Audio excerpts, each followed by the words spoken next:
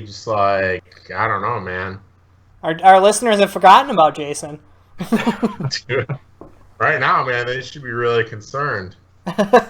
Will he or will he not be back? Episode 104, find I out. think he'll be back. My money's on he'll be back. He's been gone since like 100. He's just waiting till the right episode of Walking Dead airs that he's like really excited about. I think that's He missed big episode 100. He did. And maybe he was so heartbroken that he missed the episode 100 he can't come back. Can't show his face. Maybe he's just been a bat. Dude, maybe he's going to come back as a savior. Oh, God. That'd be a twist. Surprise. All right. Well, Negan's third child. The show we talk about every time here on Depth that we lead in with Walking Dead episode 5, Go Getters. As we get a lot of Carl in an episode, which from previous discussions does not pay off well because first of all, he's a horrible actor, but then just like what they're doing with Carl and his weird one-liners and his relationship with Enid that they touch on every 10 episodes or so, it turned into like a really bad episode because of Carl having so much part in this episode. Yeah, absolutely, dude. I think Carl is like, they need to kill Carl. I think they're setting up for Carl to die this season. I think. You think so? You truly think so? Spoiler alert. Yeah. Carl, well, we know that Carl becomes completely badass in the comics, all right? Oh, he's already badass in the comics at this point, but yeah. Oh, I thought you were going to say he's already badass in the show. Right.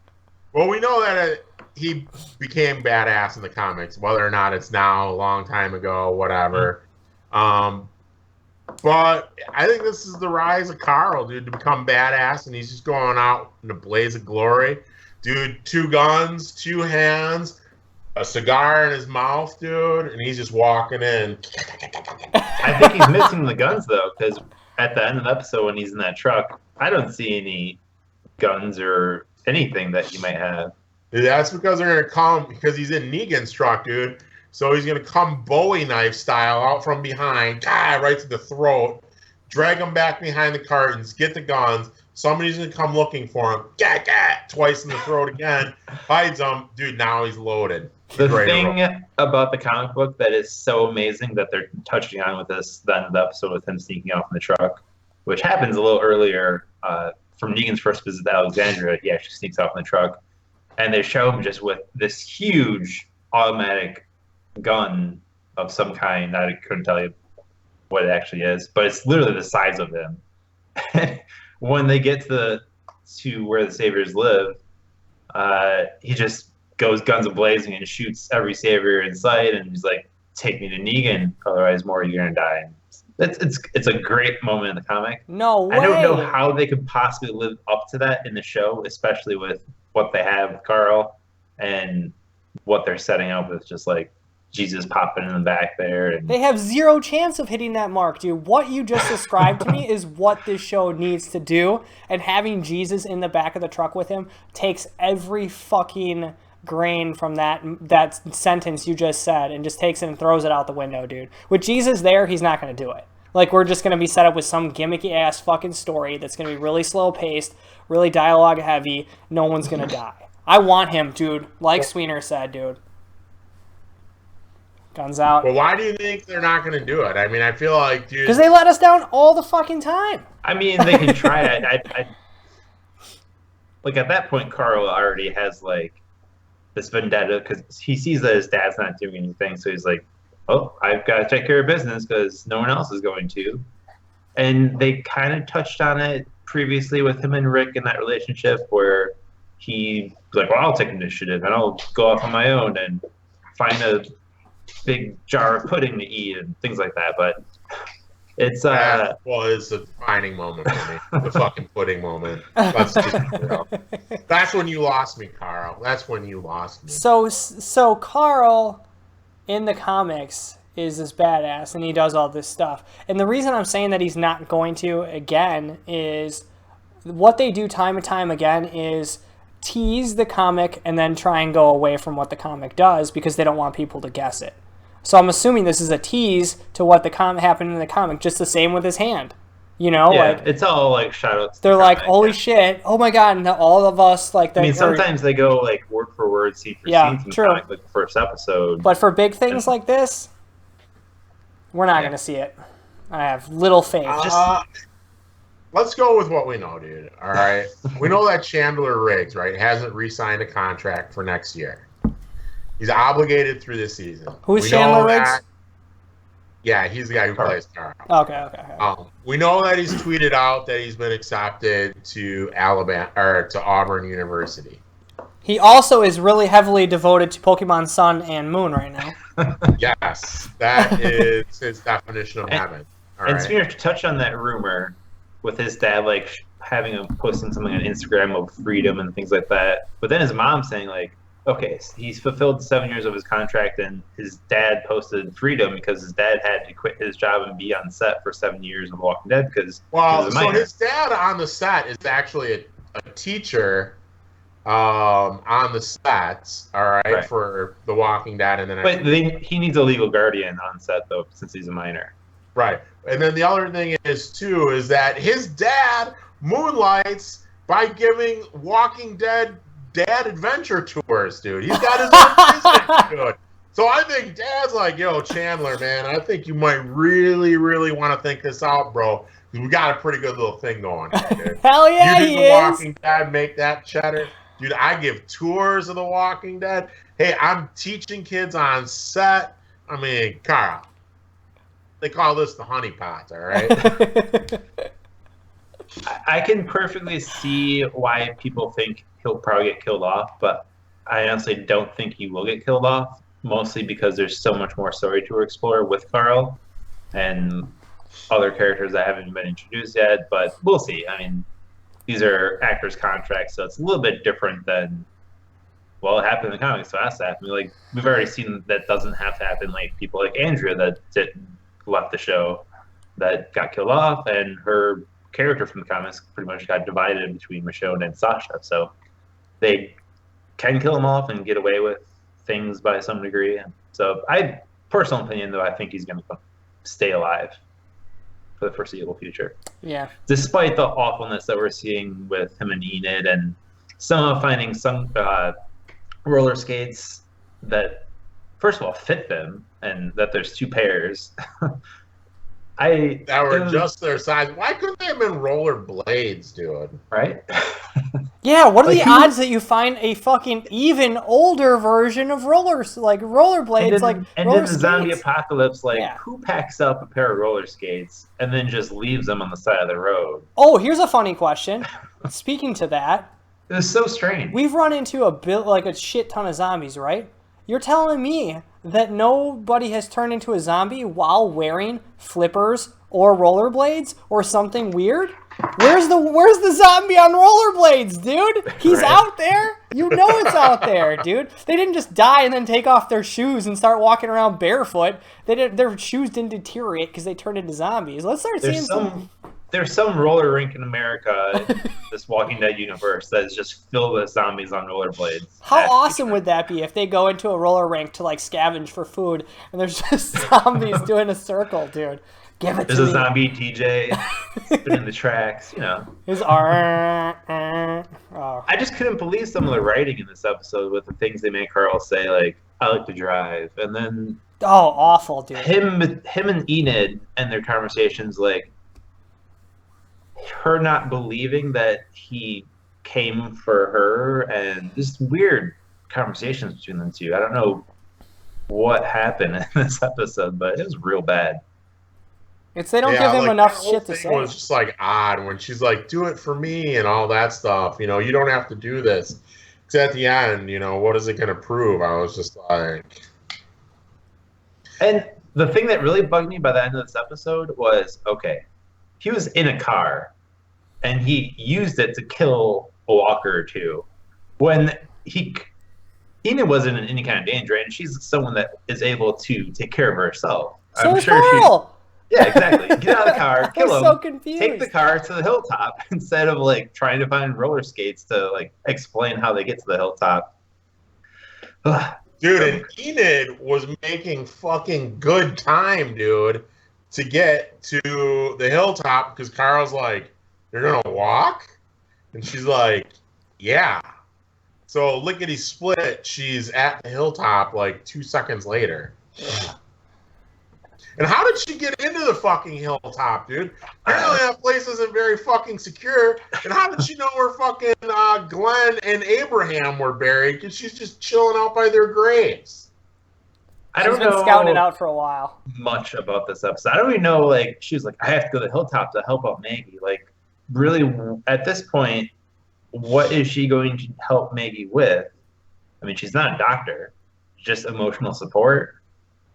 It was just very weird that they're just like, let's send Enid to the hilltop with Maggie, because you saw a little bit of like a connection between Enid and Maggie. I don't know what they're doing. But. Yeah, I'm over Maggie jumping in the fucking tractor, dude, and running over the car. Yeah, can we talk about that? The hilltop. Welcome to the hilltop, where their gates are left open for some reason, and no one realizes that the Saviors came in and lit a bunch of fires and locked everyone's doors. And yeah, it's like, wouldn't you be like, how did the fucking gate get open? They must have no security. How is no this one's watching anything. Hugo bolted down from top to bottom? And B, when they tried to open the doors, the bolts were all fucking locked down. So how did they get the fucking car in there? Did they just put it on the back of a truck with the front wheels just spinning and just kicked it off, and then the thing blew through the door? I was like, how did they get in there to drive the thing through the fucking gates? There's a lot of loose ends when The Walking Dead tries to send a message. It's just we saw people approach the hilltop when Rick and company first went to the hilltop for the first time. Mm-hmm. They were stopped by people at the gate. They had spears and everything. Spears. Like, what happened to those guys? That was it. Well, they died because they had spears. They're long dead now. And then we've got Sasha and Maggie, and then this is probably still alive. Baby's still alive, even though she does not look pregnant whatsoever. Yeah, like to be as pregnant as she is, man, she's like sporting a 6-pack. She looks thinner than past episodes, so I don't know if they just got lazy about like, oh yeah, we forgot to make her look pregnant. She looks like a fucking skeleton, dude. She's like 20 pounds. Dude, and honestly, with that haircut, man, dude, she just looks so bad, dude. And I wonder if they're just doing that to make her look like she's just like haggard and just defeated. No, she looks like a little boy, dude, with that like mop top haircut she has. Hey, they don't have any good barbers left, man. They all died. They're all zombies. Yes. Whoever the barber is, though, he needs to get his fucking hands on Carl's head. One of my favorite characters from the comic book, Jesus, also known as Paul Monroe. This is probably the most we've seen of Jesus in one episode, besides maybe his introduction episode. But some of the things they made Jesus do and say, also like Carl saying and doing, very questionable in my mind. I understand Jesus trying to like take out the leadership, because obviously the leadership is flawed at the hilltop, Gregory. But trying to like go behind Maggie's back and like tell Sasha like, hey, I'm gonna find where the Saviors live and take them out for Maggie, even though like, why you're trying to like promote Maggie to be the leader of the hilltop? Why don't you communicate to her that that's what you're going to do? Yeah, and the other thing is, it was weird when she's like, this is our home now. If I were Gregory, I'd be like, this is not your home, dude. You know, she's like, we're going to stay. And Gregory's like, do you want all this? Do you want to be the leader? Do you want to deal with the Saviors? The high point for me, Simon. Love Simon.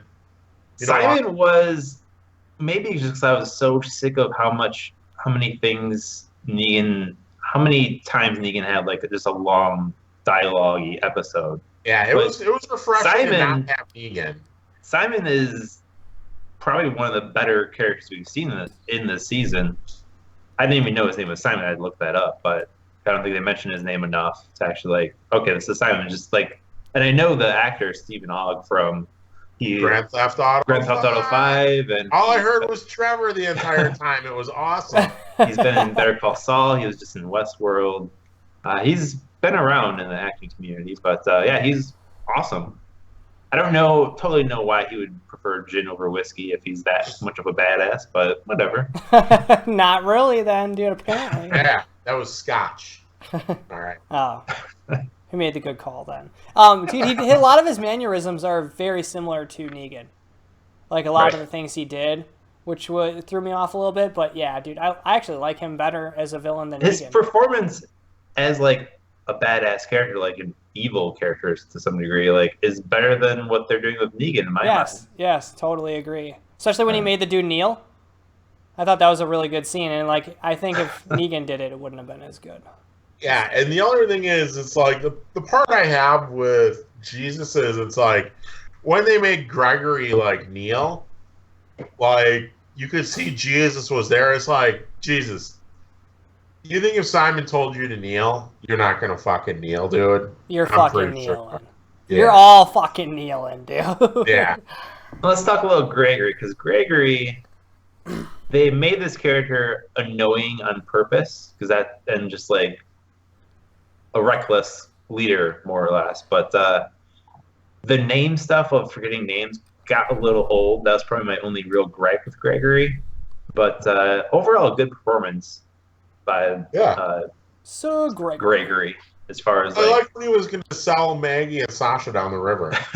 But he ended up selling his I don't know why they're he like... got rid of his scotch instead. And I love... Go ahead. I don't know why they were like, okay, let's hide in closets, because we've got the saviors here who are going to rip through all our things and take half of everything. But let's hide a couple of people in a closet, and they still didn't find them. The one closet, they're supposed to be walking around finding everything. I did think it was awesome when Simon and Gregory were talking, and Gregory gave him his bottle. He goes, so I'm going to have you do me solid on this, because I'm going to go ahead and tell Negan this is from me. And then he walked into the closet and grabbed the whole box. He's like, so you just want to go ahead and put that back in there? Yeah. And he was like so destroyed and so devastated, dude, about losing all his scotch. It was good. So yeah, it's a weird episode. There are a couple good performances, but really strange interactions. It's hard to think like of a worse Walking Dead episode than this that we've had in a while, in my opinion. This wasn't a very good episode of television in general. I don't know what they're doing here with this point of the season. I think this episode was as bad as last week's. I think it was at least on par. I was thinking the same thing. We got a little bit of Jesus. We got the roller skating scene. Carl's in the back, ready to go Ninja Gaiden, dude, and go after Negan. A little bit of the Maggie fulfilling the prophecy of becoming badass. Yeah, not too bad. Are we doing ratings here on this bad boy? Let's score it up, yeah. Well, Sweener, go ahead, dude, since you just pretty much laid out your fucking philosophy on your score. 3. It wasn't fantastic. It wasn't bad, but it kept my interest in knowing like some things that go on in the comics. And I'm sitting there thinking, oh, we're setting up for some stuff here. We're setting up for some shenanigans. So it'll be real interesting with all the things that's going down with Carl, his contract, and all that, to see if he is going to go out in a blaze of glory. And also, to be honest, it was refreshing to not have Negan this week, dude. It was getting a little fucking... So tired of and a whimpering fucking... what's his name? Simon? No, Gregory? Rick? No, Rick. Daryl? Rick. Oh, we did get a little bit of Rick with Rick and Michonne making out for a little bit. The love triangle. Oh, yeah, we forgot about that. We did find out that Carl's really bad at darts, too. Oh, my God, dude. I understood what they were doing there with, like, the depth perception. I understand he was trying to, like, figure it out. Yeah. I don't know why he had to shoot so many times and he still, like, couldn't figure, like, okay, a little bit to the right. Yes, thank you, dude. Like, I was thinking the same thing. Why have, like, 7 darts? And all of them are in the same spot. Yeah, like you would think you're like, okay, I'm shooting too far to the left. Let me shoot to the right a little more. And I don't know if they're trying to set up like his gunplay, like he's been training, so his gunplay in this, if he does murder a bunch of dudes, is better, and that's how he did it. But they made him look like a schmuck, dude. With all that being said, with what Sweener's driving home for you guys, I'm gonna go with a 3 as well. It was close to a 2. There's a few moments in there where I did enjoy, Gregory getting put in his fucking place, too, because I couldn't stand that guy. Decent performance aside, dude, the character is just awful. Like, he's an annoying little bitch that I just want put in his place, and I think dude did it when he made him kneel, dude. I fucking high-fived myself. And I'm really excited to see what happens next, and they do a decent job of getting me a little pumped up. Now that you told me this whole thing about him going on a rampage, I'm really bummed because I don't think that they're going to do that. Plus, next week is going to switch back to the fucking city, back to fucking Rick and gang, and then we'll come back here. It's like I just mix all my fucking episodes together. But this episode, you're a Walking Dead fan, you'll probably enjoy it. If you're like me, it's an okay episode. It's all right, dude. It's nothing great. There's so much more they can do. But three, Carl, three sets of skates. All right. And for me, like, I was between a 1 and a 2 on this episode. That there were so many annoying parts that were just driving me nuts as far as actually watching some of this stuff. Carl, Enid, awful part of this episode. They tried something there with Jesus and Sasha and Maggie. I feel like they didn't quite. It was mostly a tease. Like, okay, let's tease this, and then, I wonder if Maggie's become the leader of the Hilltop at some point. It's a weird tease that they were doing, which is fine. Simon was a great character. Gregory is almost everything from the comics is what we saw in the live action version of Gregory. And it was a good performance by the actor. He was meant to be annoying and he played it off well. But just some of the weird stuff, like how did they even get the bodies of Abraham and Glenn over to the Hilltop? Because dude, rucksacked him, man. They call it the dead man carry. Sasha already had like Maggie who was dying. Maybe somebody else took them and then went back. That's what I was thinking. Saved us the trouble of watching that in an episode. Very strange. Yeah. And then the watch. Like they made a very big focus on the watch, where Herschel's watch is passed on to Glenn. It's a nice watch. And I did like that Gregory nabbed it, dude. That was pretty cool. Maggie giving the watch to Enid is even stranger. It's dumb. I don't know. It's just weird. I'm at a 2 in this episode. And next week looks a little troubling because they're going to bring back more characters that we haven't seen in forever, like Tara and Heath, that I'm sure most people can't remember Heath's name because he hasn't been in that many episodes, but huge character in the comic books, so we'll see what they do there. For those that do read the comics, I'm thinking they're going to be bringing out the Whisperers sooner than later. Who the hell are the Whisperers? You'll see. Wait, you can't just leave a tease like that and then You'll see. Good or bad? Finale. Oh, you think that's going to be the finale? Well, maybe. He was leaving you on a cliffhanger. My only best guess of where Heath and Tara are is that they encountered a new threat, and maybe this is the Whisperers. Maybe. We'll see if they explore that and bring it this soon in the show. 'Cause normally, in the comic side of things, it was years after everything, all this goes down. It was like a flash forward. So we'll see what they do. But hopefully they get a little bit better with the sloppy writing that we got in this episode. But, all right, let's head over to Gotham, episode 10, Time Bomb. Entertaining episode. I thought it was really entertaining. What was the storyline on this? I feel like right now we need to be having Bizarre Love Triangle playing, dude, because that's what this whole thing was. Weird love triangles. It was, dude. It was a pretty damn good episode, dude, for bringing all the stories together. It felt like it was pretty good, dude. And I will get into it, but I do feel like this show is gorier than The Walking Dead at this point.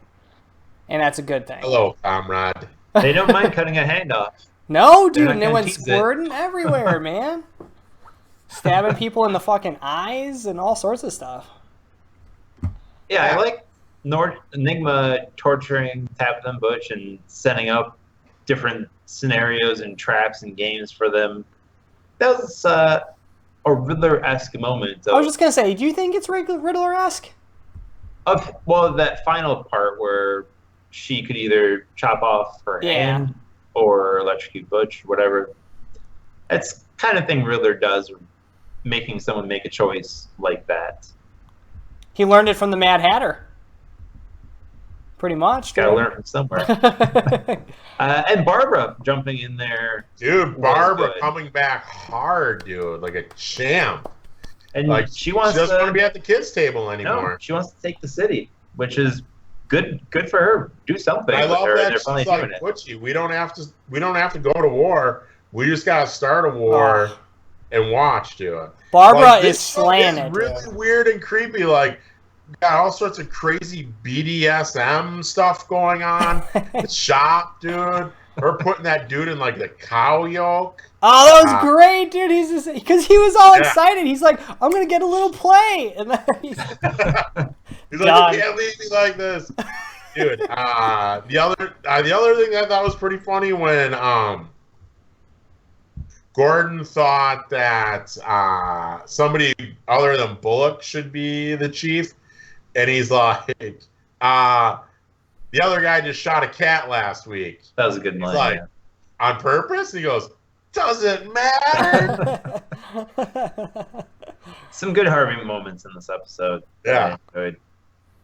The other main storyline before we get to the Falcone part and Gordon, but Bruce, Selena, and Ivy, who I swear Ivy bothers me to a large extent just because she's so dumb. Like, how could she ever be a good criminal with how dumb she is? How could she have gotten caught 30 seconds after she leaves fucking Wayne Manor?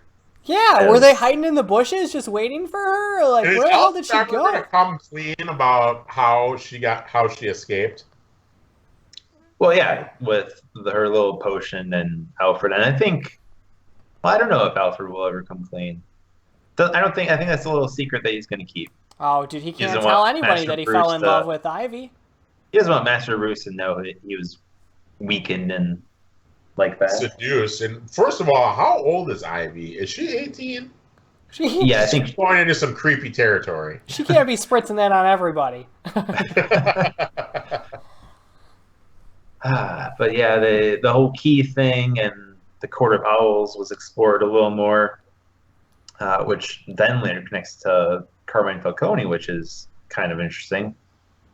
But the Court of Owls, they keep teasing it, and just laying little breadcrumbs. I think they're going to continue doing breadcrumbs until at least the second part of the season. And the second part of the season is going to be all about Court of Owls, my best guess. But we're learning more and more about them. Hopefully it comes off good. I don't know if it can totally carry a full half season. It might be able to if they have more characters like that assassin that's part of the Court of Owls. I think that, he's kind of gimmicky looking, but he's pretty cool as an assassin, dude. And he does quick work with the fucking assassin for the Court of Owls. The guy with the mask, and then he killed the guy with the little sword things that That's what's his name, dude? Who? Don Falcone's son. That is not. Yeah, I think so. No, it's definitely not. I don't think so. No, dude. I think it was Don Falcone's son. Falcone's son is experiencing like transformation, like crazy powers right now, dude. When he lifted that guy. Mario, man. No, that's two different people, I think. You're a lunatic. It's a good. You're a lunatic. Court of Owls want him dead. Not sure yet. They didn't reveal that. Yeah, that's a secret. But how about a fan? Well, I don't know. Why don't we have some fan theories? It's a good fan theory, though. But I don't think they would want him. It doesn't make total sense if they want him dead, but also they're having him kill off those other mobsters that are trying to get to the Court of Owls. Yeah, it doesn't make sense that they would I'm with you on that, dude. And who is that gang? The Whisper Gang? Yeah. How awful did that sound? Who are you? Hurricane. We're the Whisper Gang, and we whisper in the shadows. Don't tell anyone we're the Whisper. I know, dude. It's like, that is awful, man. And then they get destroyed in like 2 seconds on their first, Yeah, they didn't last. It was Gone. that whole like explanation of like, oh, these people have to vow silence. That's why they wear the masks and everything. I thought that was all weird. I understand that's why they're the Whisper King, but it was silly. And it's fairly true to the comics, right? Like, that's kind of how they keep their silence in the comics. I've never heard of the Whisper King before, so I don't know. Oh. I did some research, and I didn't research deep into the masks, but yeah, like they were a Whisper Gang, and they did mostly the underground, and like had a and that's what the other thing too is, like, why would you even bring this in here? If like I'm on the team that's like creating episodes for Gotham, and someone's like, hey, let's bring in the Whisper Gang, and I'm like, cool, what do? They take people's money when they try and get on the subway. No, we're not putting those fucking losers in our show, dude. It's not even a real gang. That's just like a bunch of mean kids on the corner, like stealing people's lunch money. The Whisper Gang. I'm glad they went out the way they did. It looks like Whisper Gang was like a New 52 thing, also. But, well, yeah. they were gone now. And then yeah, the whole Falcone thing. My question: did Mario Falcone get some of that blood from? Dude, I think he's got Alice some or something. blood, dude. That's Like, why he's going rage. What's causing him to get all crazy and the voices in his head, same kind of voices that Barnes heard? Yeah, it does seem like it's the Alice virus, but when would he have got it? Or are we going to get a flashback? So it's like we're supposed to think that he has it, and then they're going to give us a flashback to show us how he got it. Which fine. They don't seem to do but too many flashbacks, so I don't know if they're actually going to do that or not, or if it's just something else entirely. I don't know. Wait, did he ever help her when she was in the hospital? Did she ever get taken to the hospital? Well, I thought she was dead already. Who? But if he had to do anything while she was dead, or he tried... I thought there was an episode where she almost died and went to the hospital, but then was released, and then she broke out and then came after Gordon. That's possible. That was a while back. He is definitely infected with that virus, though. I feel like they didn't show it deliberately, but it seems like he definitely is. No. He did have that Band-Aid on his neck a while back. He did. Just saying, dude. It means I feel like somebody infected him. Yeah. Oh, maybe they captured him. The Court of Owls caught him. He broke out. All sorts. Who knows, dude? I'm going crazy. Now I'm going off the deep end, dude. I'm like the Whisper Gang. Do you think they'll actually reveal why the Court of Owls wanted him dead? They have to. Yeah, they have to. It was to. odd that they didn't reveal it to Carmine Falcone in this episode. And yeah. Very strange. All right. What do you guys want to score this episode? Let me give this one a 4. I had a lot of fun with this episode, from the Enigma devices of torture to the fact that they actually chopped off her hand. I could have swore they were going to pull another gimmick where, like, you know, it comes close but it stops, or she gets her hand out, or she just like starts shocking him. Like, I didn't really think they'd go through with it, because now she's going to be in future episodes without a hand, and I'm very excited to see where that goes. Unless I don't like they're torture. able to reattach it. Oh, you know what? This show will do that, won't it? But yeah, I was excited that they actually took a bold move like that. Interested about the Court of Owls, dude. And Barbara, man. Dude, she's stealing the show lately in the last couple episodes. It's my girl, dude. 4-4. She's gonna be great. Yeah, dude. I hated her in the season 1, dude, but this season, she's rock solid. What do you got, Sweeter? I'm going with a 4 as well. I thought it was a pretty entertaining episode. Love the one-liners from, like, Enigma and everybody when she said that Butch's life was in her hand. I mean, hand. When she was like, hello, comrade. When she was talking to the house lady. Oh, yeah, like, that was good, dude. Yeah. And, you know, the whole thing when Enigma finally realized that Butchie didn't, in fact, kill Isabella. And then crazy barber comes walking in. She's like, and Enigma's just like, you might want to put some ice on that. And just is like, peace, I'm out, dude. Barbara's like, oh, okay, later. Yeah. I'm liking Butchie getting, or not Butch, but Bullet getting comfortable in the chair, running the show. I don't know, man. I like that they finally put some closure with Barbara and Jim Gordon with the farewell Casablanca. With Lee. Yeah. For now, until Mario Falcone dies or something. Yeah, then So he Mario's dies, and then dead. they get back together. Yeah. So yeah, I thought it was overall a pretty good episode. I am at a 4 as well. It was a really fun episode. It started off saying it was entertaining, and it was exactly that. It was an entertaining episode. Caught me interested in it. And yeah, looking forward to seeing what's going to happen further with the Court of Owls. It looks like they're getting really close, just like pushing that into the big picture of the show. So yeah, I'm really curious to see how it's going to be affecting a lot of these characters. Very easily, we could find out maybe Gordon's. Well, they've already teased Gordon's dad has some connection to the Court of Owls. What that might be, I'm sure they'll reveal it pretty soon. And it's almost like, does Gordon even know that he's got connections? Because it's not like he's showing off his like any knowledge at all. So I think that's something that he can figure tied. out easily. Yeah. All right, let's get over to Supergirl, episode 7, The Darkest Place. Huh. Another cool episode from my standpoint, just because we got to see Cyborg Superman, and I thought that was the coolest thing in this episode. Hank Henshaw revealed that he's still alive to some degree, but now he's Cyborg Superman.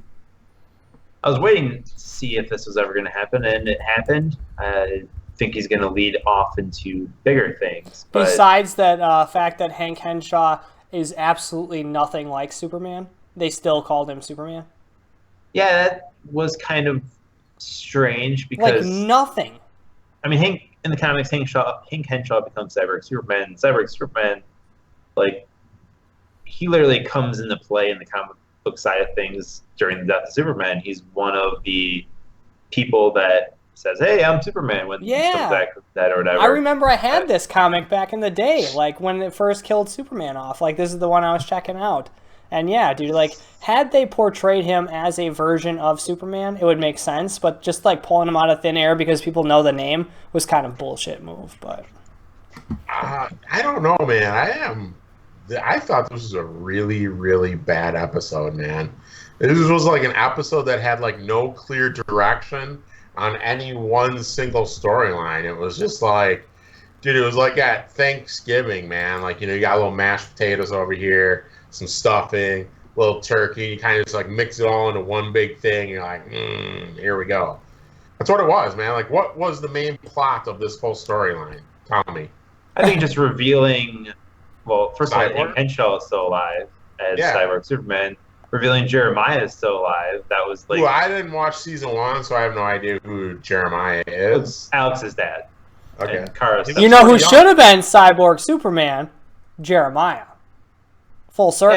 Let's suppose that you're Him not writing a leaving really is important very email to a mysterious. colleague. There's definitely something more about him that they didn't reveal that I'm sure they'll reveal later. But the mystery surrounding that... And was that Dean Cain? Yes. That was Dean That's Cain. why I was saying that he should have been Cyborg Superman. Jimmy Olsen as the Guardian was a much Brutal. better in this episode. I'm coming around to this whole Guardian storyline. No, please tell me. I am. Yeah, it's a good storyline, and he's No, it's horrible. why is it horrible? Because it's just like, so they couldn't figure out, what does this guy do? What's the sidekick's name? Who's the When Guardian sidekick? I cannot think of his The name. guy who makes the Who's this- costumes and stuff? Yeah, he was sitting in Yeah. the bread truck. Yeah. Yeah. Like, I love how crime always just happens when they're off the job. Dude, and then the fact that Jimmy Olsen, who is like obviously gonna go toe to toe with a Navy SEAL who served 3 tours in the worst places in Afghanistan, is going to beat this dude. Jimmy Olsen would get his shit kicked. No way, dude. Did you see what that guy was wearing? How can he do anything in that fucking outfit? It doesn't matter. It does, dude. When With you've one got a arm, gauntlet? a Navy SEAL would kill shitbag. Well, it's not just Jimmy Olsen in his camera. It's Jimmy Olsen in this as the Guardian. Yeah, nobody notices this fucking drone hovering overhead, dude. You got 7,000 rounds. Shoot that thing out of the sky. That's for a later episode, dude. Jimmy, it's like, just do without Jimmy Olsen, and this episode would have been a lot better. It was a good episode. We got more Martian Manhunter finding out who's infected or that he has white Martian blood, and the reveal that he's going to become half white Martian because of having that blood in his body is really interesting to see what's going to happen with that. He was all happy till he found that out, dude. He was shits and giggles until he realized he's half white and white Martian. When she was behind the fire, dude, and Martian Manhunter went to go after her, and he's like, fire. And then he said, fuck it, dude, and still flew through the fire and whooped her ass.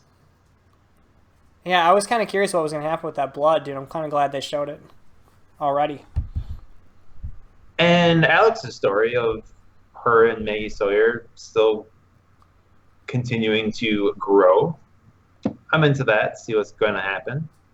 Dude, the biggest issue I had with that is, right, she goes up to her and she's like, you got to lay off the Guardian.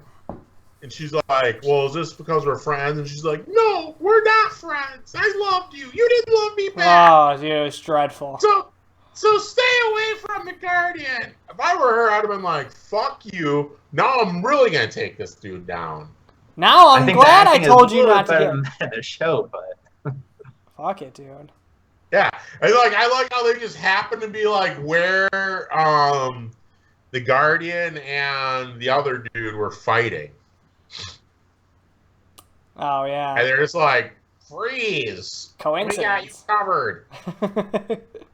Dude, and then Supergirl, who's supposed to be so badass, just got completely dismantled by Cyborg. All right? And then she's like... Every episode she gets beat up, dude. Yeah. And then the other thing is that... Dude, so they have Mon-El. He's obviously captured.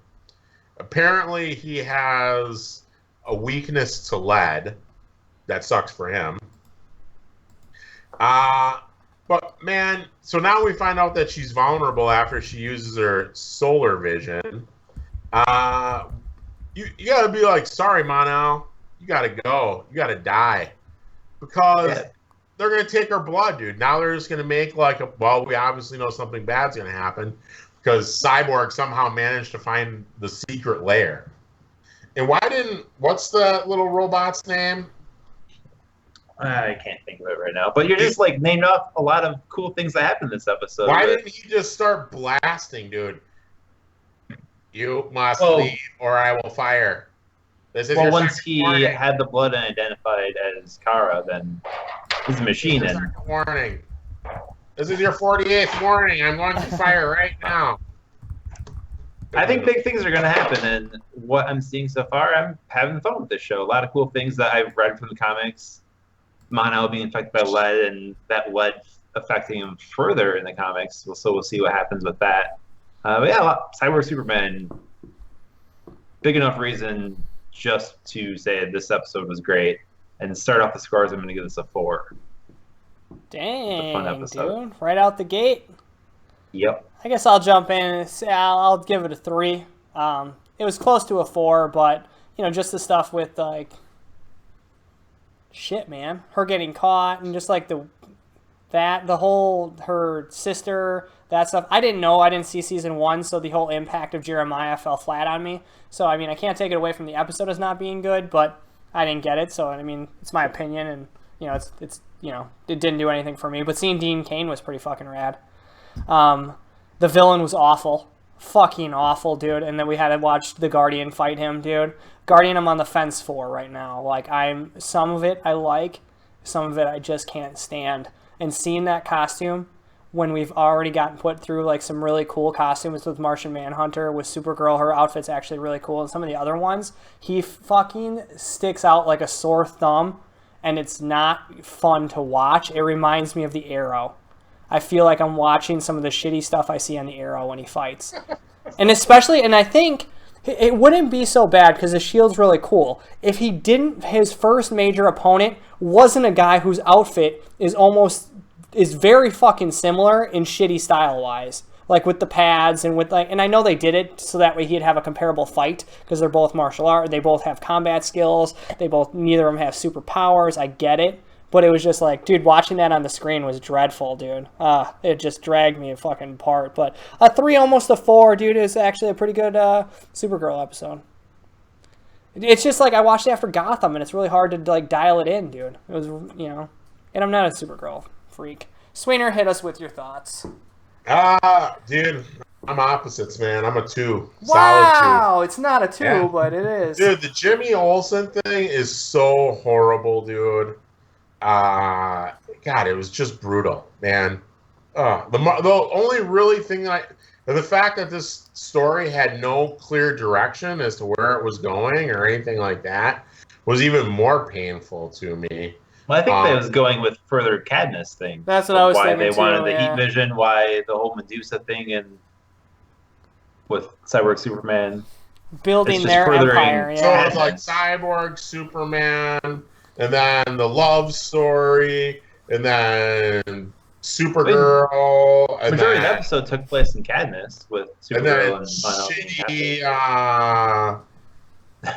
Guardian. Yeah, it was just brutal. The only redeeming quality of this episode was Martian Manhunter, dude. You just got a boner for that guy. I do. Cyborg was actually pretty cool, too. I liked him. I thought the effects with him were pretty good.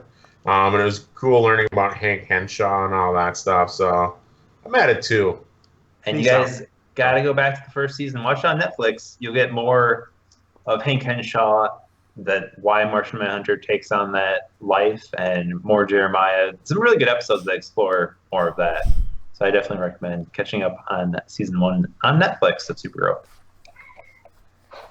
Give it a watch. All right, let's roll into Legends of Tomorrow from last week. Outlaw Country.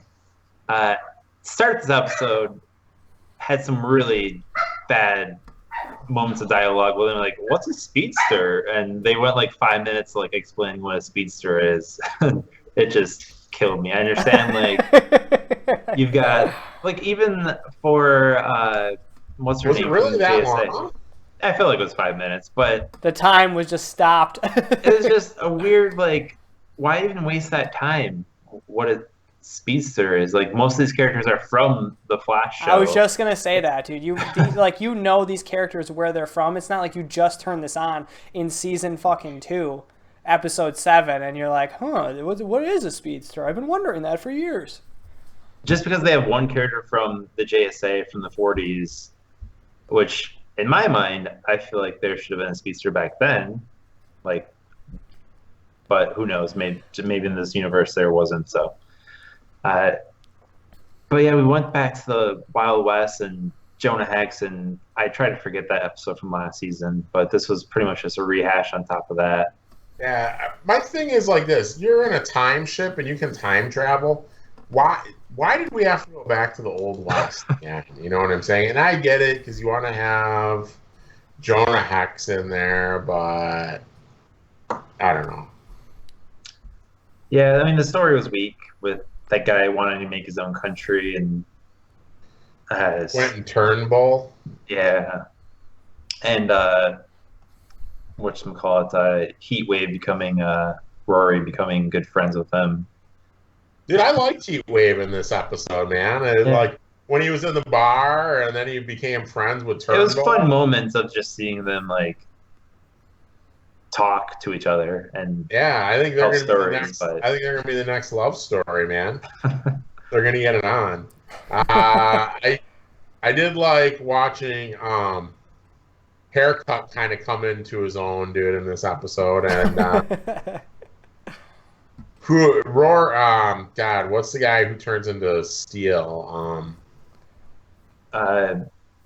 Captain Steel or Commander Steel. Yeah. Who's the guy that turns into Steel? Dude, seriously, when you watch this, was the CGI of that train like shooting down the railroad tracks not just so brutal to watch. And then when Steele's like, I'm going to do this and I'm riding off, and then Haircut gave him like a line that like about being scared. You can be brave and be scared and all that stuff. Well, yeah, Legends of Tomorrow. I guess we still watch it, and it'll be interesting to see what comes into play with the big crossover that's coming next week. But yeah, this is a rough show to watch sometimes. I usually just find it funny when he was like, "Are you chewing tobacco?" And he's like, "No, a Tootsie Roll." It's so dumb, yeah. All right, I would score it a 2 this week just because Jonah Hex. There's no reason to bring Jonah Hex back this season after we had it last season, didn't work out. So 2 for me. I'm gonna go with a 3. It was slightly more enjoyable than Supergirl. At least there were some funny one-liners and stuff in there.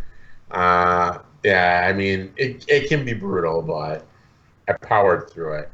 Also, I want to know what's going on with the Doc, dude. Like, is he gonna make it through or what? I don't know.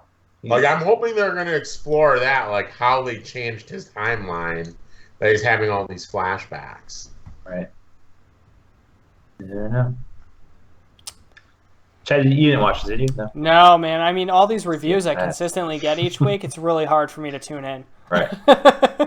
Just watch the crossover episode. that I can't wait, dude. I'm diving into those. I feel like I don't need to see anything else. You guys have been good on giving me updates.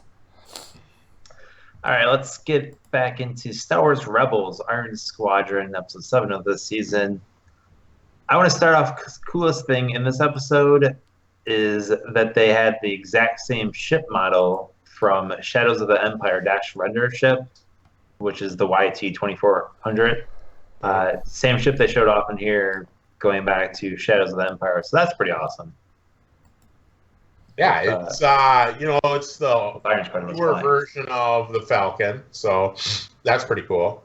But yeah, overall, I thought this was a really, really good episode because there was actually like a lot more action in this episode than what we've kind of been getting. And from beginning to end, there was a lot of nonstop action.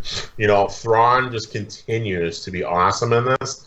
The fact that he was willing to give up his commander to go after the Iron Squadron when he knew all along what was going to happen. He was just yet again using him as a pawn, and he let him escape because he's got bigger, grander schemes going into it. Chess match. Well, what's his scheme? Does he want to get rid of that commander? Because it seems like he hates the guy. Oops. No, Thrawn just used that whole thing as a way to meet Commander Sato to let him know that his demise is coming. So he's willing to sacrifice a light cruiser just to see Sato, because he knew Sato would come because he obviously knew that kid is a relation to Commander Sato. Yeah, and he knew that his commander was going to fail miserably, and by failing, that he would get a chance to appear and do it. It just seemed like his interaction, he's like, no, you're going to go alone, and the guy's like, okay. It just seemed like he hated that guy anyways. Yeah, and like he was like really nervous. He's like, unless you think you're not up to the task, and the guys, which was just brilliant by Thrawn. It was like kind of a little irritating that you're going to send the Ghost in against a fucking Imperial Star Destroyer, and it's just going to fly around and zoom around, and not one TIE fighter is going to hit that thing. That was kind of annoying, but I see why they did it, because you had to have Sato coming in over the sun, dude, flying into battle, all guns blazing. Yeah. And then it was awesome when all of a sudden the fucking Star Destroyer came out of hyperspace, dude, and it was just there. And they're like, now that's a Star Destroyer. Yeah, there's a lot of space action in this episode, which is kind of cool. I know they're in space a lot in this show, but a lot of cool things going from the Iron Squadron and their ship, and the maneuvers that Mark Martin was doing. Impressive. Brought it back over. Yeah. It was a little bit like of a reminder, like, oh yeah, this is a kid show with how many like little kid pilots they had in the Iron Squadron. That was a little silly. Like I said, it made me feel like I was watching like the Wolverines, dude, from whatchamacallit. They're doing the long odds. Yep. That's funny. Chad, big fan of this episode? You don't watch dude, a ton of Star Wars Rebels. I don't watch them too often. I'll pop in every once in a while when you guys are starting the hype train, dude. I'm starting to get built up on it. And this is the one I popped in here, and yeah, right out the gate, dude, when they first, happened upon the dude, and he's like, I got this, I could take it out. And then it was kind of funny when they realized, like, that they weren't taking down destroyers and stuff, that they were just taking down, like, little small things. And he's like, oh, shit. That's what they are. And it was just like, I don't know, it's kind of funny episode, a lot of cool action. The animation is starting to ease. I'm starting to ease into it. I'm starting to enjoy it. It takes a while to get used to it. It's hard because all those computer generated like cartoons are kind of rough, but yeah. Yeah, it's starting to wear on me. I like it. I like it a lot, dude. Good episode, man. Yeah, front to back, dude. I like the story, dude. They do have a really good story. It's not as, even though you guys say it's kind of a kiddish episode because of all the kids in there, the story is pretty good. Surprisingly better than a lot of the shows that I watched growing up as a kid. So yeah, it'll be cool because obviously this whole episode was a side story. Oh, right? Dude, how about Chomper, Love Chopper in dude. This episode, man. It was so when they were starting to like slap each other. Fighting, dude. R3 unit. Yeah, so good. The R3 unit who didn't know how to fix the hyperdrive, dude. It was just. But yeah, there, like, so obviously it was a side story, right? But it'll be interesting to see how they incorporate the Iron Squadron in going forward. So I don't know. Pretty cool. What are you guys gonna score it? Oh yeah, I guess for everything I just said, man, it's a 4 for sure, dude. One of the, I've only seen a handful of episodes, but one of the better ones. You definitely a must check out in my book. Sweet. Yeah, man, I'm a solid 4 too, dude. I thought it was an overall good episode. A lot of action and all that stuff. It's short and sweet too, It's only 30 minutes. Yeah, so it's like when you take commercials out, it's like 18 minutes and you're done. It's like a guilty little pleasure. I'm between a 3 and a 4. I'm gonna give it a 3 just because those the crew of the Iron Squadron kind of annoyed me to some extent. Marmotton was cool, but his little cronies were kind of weird. Yeah. But yeah, overall it was a great episode, and seeing that YT-2400 same model as Dash Rendar's is pretty great, and connecting that, even though that's a legend in the Star Wars universe. Dude, real quick before we move on, while we're talking about Star Wars, I don't know if we're going to cover any Rogue One news, but there's a 360 view trailer out for Rogue One, and I don't know if you guys have watched it. If you have a Google Cardboard, it puts you in the cockpit of a fighter. People talking about it. Dude, a must check out, dude. It's called 360 Rogue One Story. Definitely. If you got a phone, even if you don't have the Google Cardboard, check it out. It's just really cool, dude. Put some headphones on, plug the headphones in, and just like hold the phone in front of you and kind of just move it around. It's awesome, dude. I was surprised that they did something like that. Hopefully they do another one. But, yeah, get you hyped for Rogue One. Well, yeah, when you do see Rogue One in the theaters, you can let's set the news, and you can expect to see the first trailer for Spider-Man: Homecoming to be attached to Star Wars Rogue One. Ooh. So, you think it'll be a teaser or a decent trailer? I think it'll be a trailer. Are they pretty far into production on that, I guess? Doesn't feel like it. I feel like they just cast that kid this summer. Right. Well, they finished production already. Oh, shit. They're in post right now. Yeah. Okay. Yep. So that'd be fun. We got a cool new trailer for Kong Skull Island this past week, which was another for monster movies like King Kong and Godzilla. I'm usually not a fan of whatsoever, but this movie I'm very curious about, and Looks the pretty characters good. look really interesting. A lot of big name actors attached to it. A lot, dude. I was surprised how many big name people are in this movie, dude. And even small scale actors. The actor who plays Heath on The Walking Dead, he is in this movie, who you saw in the trailer. They've got what's the guy who was he's always in all those HBO movies. He's one of the soldiers or whatever. I can't think of his name. Yeah, it's a great cast. It was revealed what John C. Reilly's character is. Yeah, the thing that I had a problem with is like I have a problem with the scaling of King Kong in this, because sometimes it looks like he's like pretty big, like a couple 100 feet, and then when you see like his donkey or his Kong paw up on the wall, you're like, dude, that thing's got to be like 700 feet tall, dude. You know what I'm saying? Yeah. So that's kind of like the big issue that I had with it. When they're like flying in a helicopter, he looks like he's 700 feet tall, but then when he's in the river scene where he's standing there and Kong walks through in the river, he looks like he's maybe 200 feet tall. So that's the only really thing I have about it. But other than that, looks like a great episode, man. Special effects look super cool. Yeah, can't wait to see this movie in theaters. Let's see if we got more Flash movie news. Kevin Smith is recommending Tim Miller, who of course directed Deadpool, to be the next director for The Flash, since they've now lost 2 directors. He's recommending mostly because of Tim Miller's technical skills that he brought to the table with Deadpool and his past endeavors. What he can do with special effects. He thinks with how many speedsters we've seen in live action movies, like Quicksilver in both Avengers and X-Men, they need to do something special with Flash they need something special. So Tim Miller could be that guy that might have something up his sleeve, and instead of doing the exact same thing that they did with Quicksilver in Avengers or X-Men, or even what the TV side of Flash is doing, I think it has to be something different, something we haven't seen before.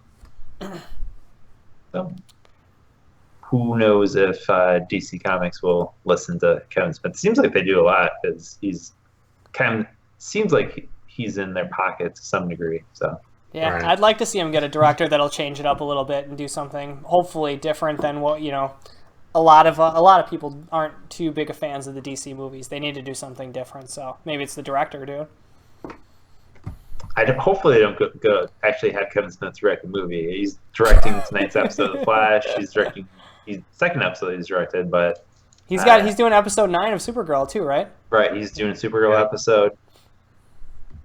I like his recommendation. I don't want Kevin Smith to be directed. I like his opinion. I don't like his direct. Wait, why don't you like Kevin Smith? Have you seen his last movie? I don't think he has the ability to... Yoga Hosers? Yeah. Yeah, it was a great movie. Of course you would say that. Never mind. Yeah, I forgot who I was talking to for a second. Yeah, never mind. Dumb question. I don't think he has the technical capabilities to do a Flash movie. He could probably put together a great story with his vision, but I think it has to be a very technical-driven movie with the Flash and his abilities. So that's why I wouldn't vote. So you don't think like he knows like everything? He knows the stuff, but his forte is comedy. Like he'd be a comedic director for this movie, but all the technical stuff, I think we need a very technical-driven director like Tim Miller and his special effects background. But just an opinion. I'm sure they'll find someone. They have to find a third director, so maybe a third time's the charm. We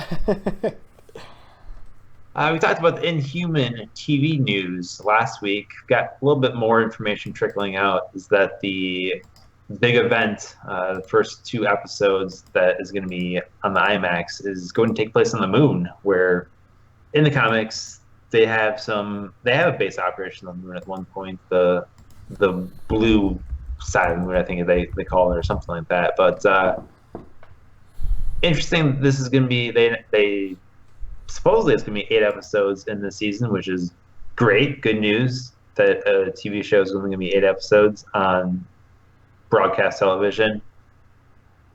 Even stranger, they're saying that, oh yeah, a feature film is totally expected still, which I don't believe. No, not at all. Won't believe, and honestly, I don't really want it, but we'll see what they do on the TV side. Yeah, maybe they'll sway my opinion if things really take off with this event television that they're promoting, and who knows if it'll even work. No, dude, and they're just like doing it to build the hype train, man. That's it. That's all they're doing. They're just trying to get people jacked up, man. I don't know. If it's taking place on the moon, it's gonna be a tough sell, dude. I just don't think they're going to do a lot of good stuff on the moon. I mean, unless they're building bases and shit. I don't know. Right. And more Star Wars news as for the Han Solo movie that's coming up, that eventually down the pipeline. Emilia Clarke, who of course is Daenerys Targaryen from Game of Thrones, is joining Han Solo. So that should be awesome. I already bought my tickets now. I mean, let's not jump on board every time she joins a project, because we learned from Terminator Genesis that might not be the case. Wait, she was in that? Yeah, she was Sarah Connor.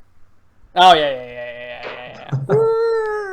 That movie was just so bad that I forgot everything about it. That movie was so terrible. I tried to wipe it from my brain. But I don't blame Emilia Clarke for that, but no. Hopefully they don't ruin... I mean, I think they're being very careful with these Star Wars properties, and Han Solo is their golden goose, really, of an awesome character and something that they can really make a ton of great things about movies.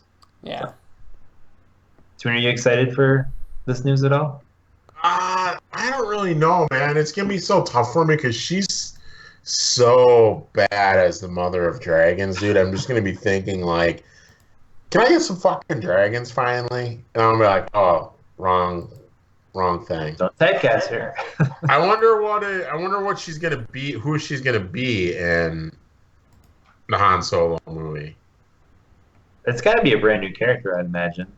Well, couldn't it be one of his lady friends that we met in the comic when we were reading through the comic, and he landed, and then that one woman ran in there, and she's like, "We used to be married."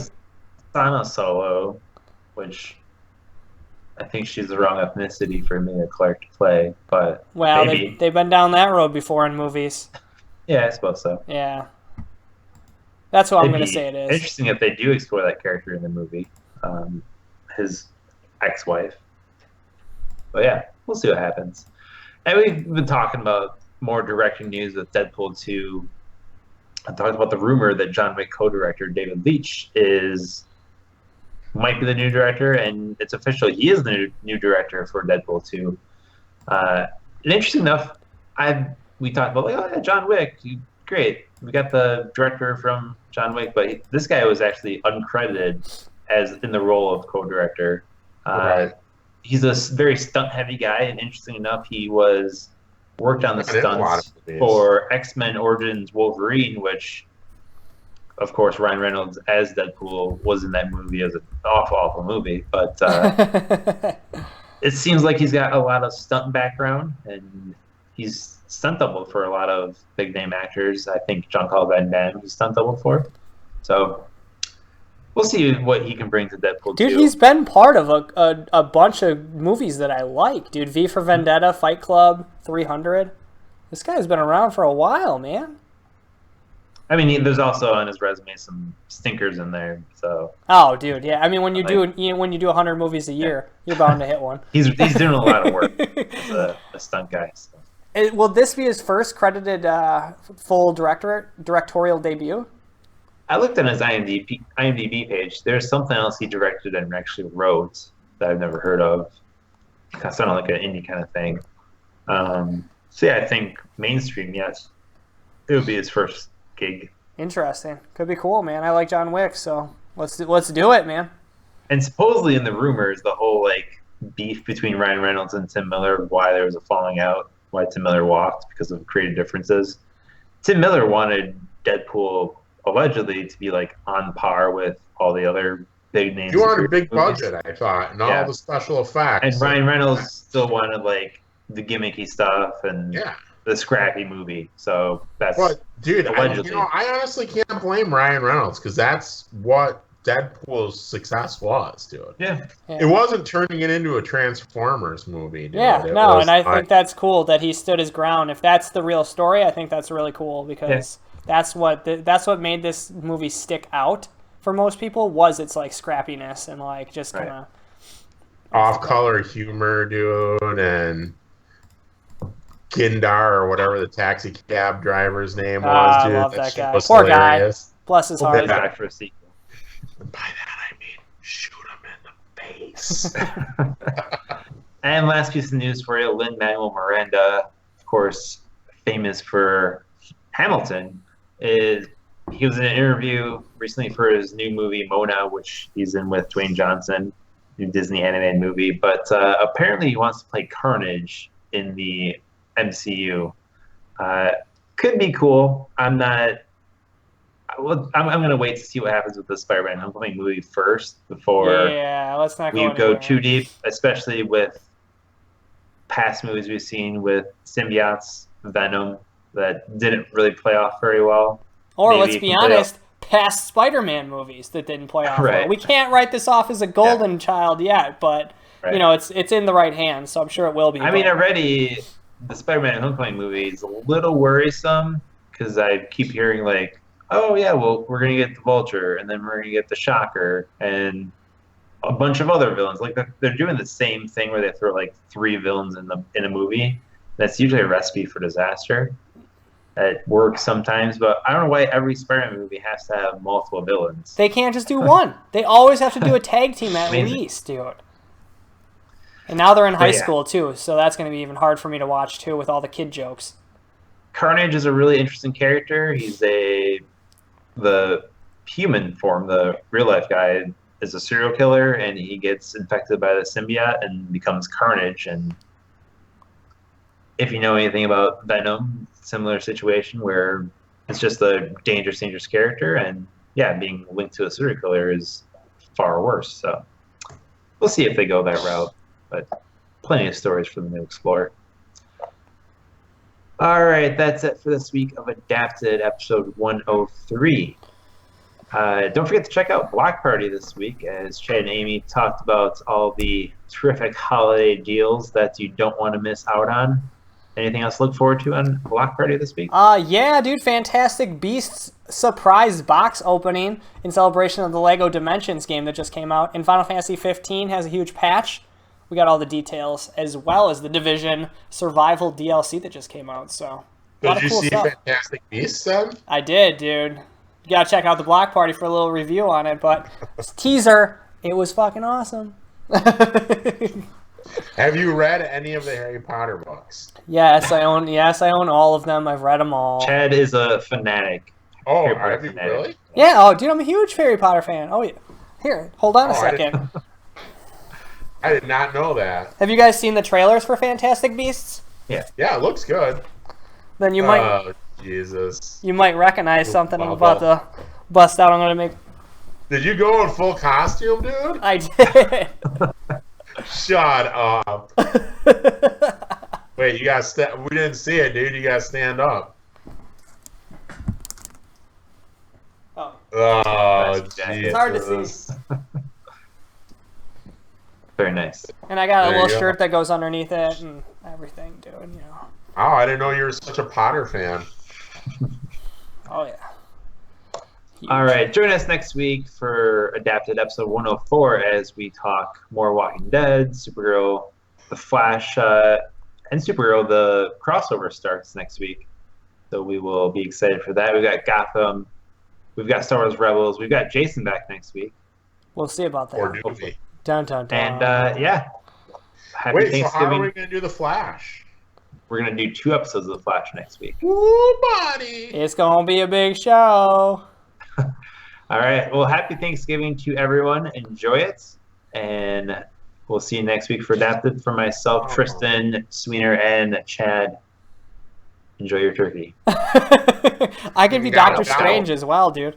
I just thought, I was like, I should have given away 2 gobblers. Supergirl. It's always next week. Post turkey.